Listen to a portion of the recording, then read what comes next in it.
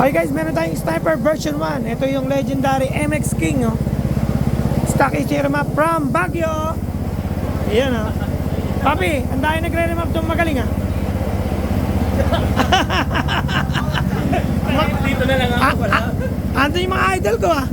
Dito muna ako, dito muna. Ayos. Okay, so gear ratio. Tapos na natin i-remap to guys. So gear ratio na lang. Then dyno. Tingnan natin kung ilang horsepower. Setup nito is ano ba to, papi? Uma? Stock to. Big elbow. Okay. Kasi sa Baguio guys, bawal ang maingay. Diba? So patay ka doon, huli ka. So ito guys, ang laki ng gulong, oh. Tingnan natin kung ilang horsepower. Okay? Gear ratio muna tayo. Iba-ibang motor, iba-ibang gear ratio, ha. Yun po yung ginagawa natin araw-araw. Static yung ignition coil. Bumababa. Yung RPM mo, bumababa. Ano yan? 3 point something yan. 3.67. Okay? 3.67. Okay? Fit analysis check. Okay, timing at 3,000 pesos. Ay, RPM pala. Sorry. You know. Si Daddy Baldog po ang yun, okay, good. Siya po ang taga-dyno natin today. Daddy Baldog, Jason Asplana. Timing.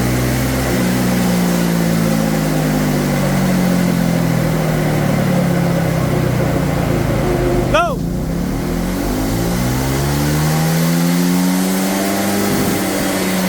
Pakalaki ng gulong. Grabe.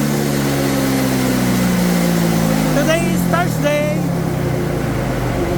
12/7/23. Okay. So, dire-diretso na natin to. 16.1. Wait lang. Ito siya. Asan ba siya? Kasi static yung coil, eh. Kaya ganito yung itsura nung graph natin, oh. Ayun. Teka. 16.0.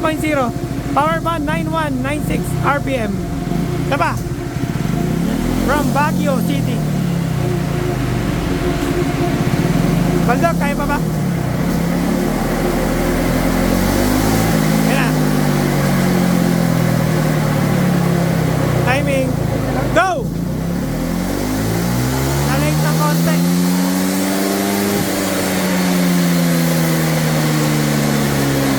Ang tawag dito guys, big tires. Reno 16.2. Ito blue. Tignan natin, ha. Ayun, tama. 16.2. Ayan yun. 16.2 power band. Taas ng power band, no? Static, eh. Dito sa blower. Isa pa nga.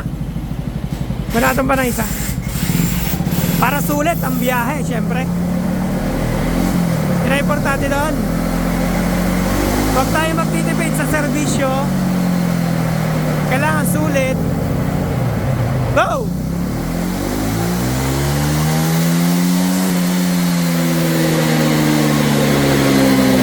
Laki ng gulong nito pero nag-16 pa. Sabihin, maganda pa yung makina. Ayun, oh, 16.2 at 7398 RPM. Okay. Papi, biyahe ka ngayon? Bukas na. Okay, papi. Thank you, nakarating ka dito. Thank you, papi. Okay, next. Click 125 San Isidro.